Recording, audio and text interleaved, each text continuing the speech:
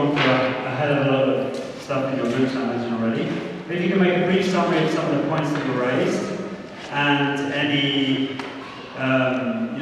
important points that came out of that, any possible projects or ideas for moving forward, that would be great. So, do you each have, is there a spokesperson for each group? If you could just put your hands up as spokespeople, and we'll have one by one come up to the front, or maybe actually you'll have all the spokespeople come up and sit here on these chairs.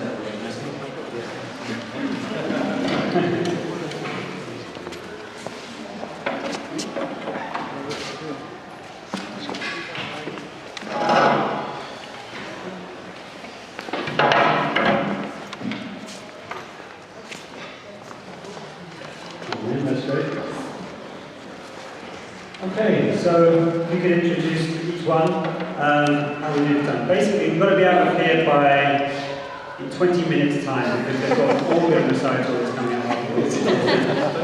So, we don't want to have too much problem for the church, so we're going to have to get out just after 4. So if you could keep each of them quite brief, perhaps just a couple of minutes for each report back, and yeah, we'd like to hear from each of you. So, gentlemen here, what's your name?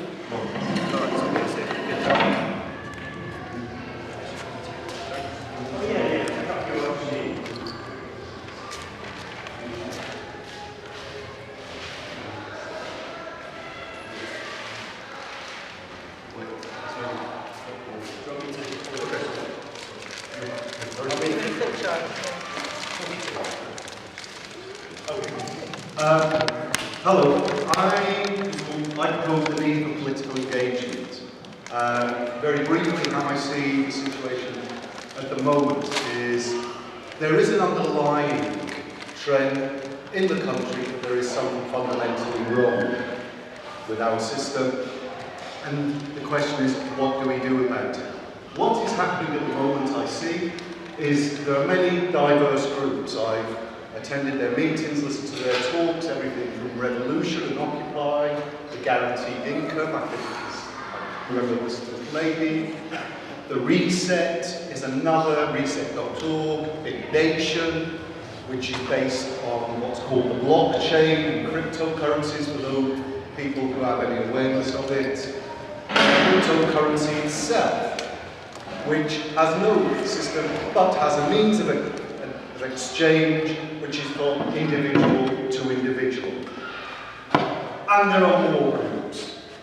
The problem is, well, there's nothing I can really disagree with any of these alternatives, because we currently live under the worst system. We have no means for getting them out, because our population, if you like, the important part of our population that will decide the next election, lack time for engagement beyond the status quo that we have. That is a large middle class who work long hours, and so their engagement in politics comes nothing more than the BBC Newsnight in 10 minutes on the internet. So we have to engage these people. So, and the other point being, we have a very critical election coming up in 6 months. So I believe we need to coordinate, get these options together by in all, well, not 650 now, because we do have the NHA party with its 12 members who are standing at least on the one issue of the NHS. I think we need to have independent candidates who are prepared to go out, who do themselves have no agenda, but are looking for a mandate from the people. In my own constituency, we have approximately 80,000 voters. It's a Tory hell. I'm standing there and I'm looking at doing a breakdown of the 10 wards with regular meetings, using the internet to try and engage them, meeting that up, getting people there by getting out on the streets, to get them into the meetings, to get those meetings to live stream, where these people who don't have much time can engage at home through the laptop, and hopefully over the 6 months, we have an engagement. At least we are spreading the seeds, because after this election, I think our chances are very slim.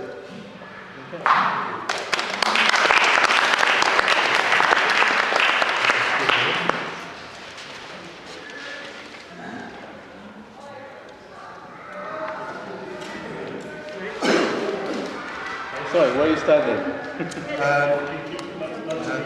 Council, Ward, Iceland and Redford. So that in our group we had a brilliant discussion and we came up with 25 points, which are on these 3 sheets, but which I won't read out obviously, but they will be published on the Agreement of the People website. So if anybody wants to read them, we'll get them up in the next 48 hours. So you can read everything that was talked about. Basically our workshop was about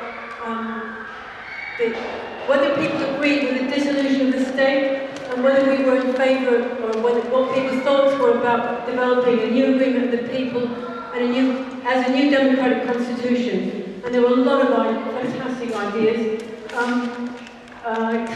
Summarising. Well, there was a discussion about the idea of a democratic nation, what that could be, the need for a new framework, which is constitution structure, and to put down ideas of what needed to be done. And somebody, there was a lot of discussion about the existing movements that exist around the world, but also in Scotland and potentially in this country, in England and the UK, and that the need to have ideas and structures in anticipation of these movements, not to wait till it's too late and just ride the wave and then hope for the best. But that wasn't a good strategy. So the idea of developing people's assemblies for democracy, that not in competition with the people's assemblies against austerity, but complementary and having a wider aim of democracy was, I think a lot of people like that idea, particularly because of the absolute urgency, because of the state of the economy and the discrediting and the complete bankruptcy of the two people we have at the top of the political system. I think that's something. Who hasn't seen the card about, has the website address on it, pass them around with it. If you need the use of it. Anybody want some more? There's some more. We were discussing the possibility of how, raising the status of creativity in education and the arts can develop empathy, and we were discussing that very, very briefly, really. It's a huge area. I started off by talking about the idea of belief systems and how could a group like ours avoid becoming a belief system in itself, because that's the point of the arts, really, is to build bridges between belief systems, and you can't do that if you become a belief system. We ended up really agreeing that the emotional development of children is totally vital in preparing people to participate and developing the individual voice, which is what democracy is all about in that. And if there is an emotional development of somebody, then if for instance, as actors learn, if you can become other people, if you understand where they're coming from, then if you can experience aspects of yourself that you can then perceive in others and acknowledge those things and accept those things in yourself, then you can't be opposed to it totally. So yeah, I think one of the high points was when we had a bit of a laugh about the fact that we children were a disruption last week.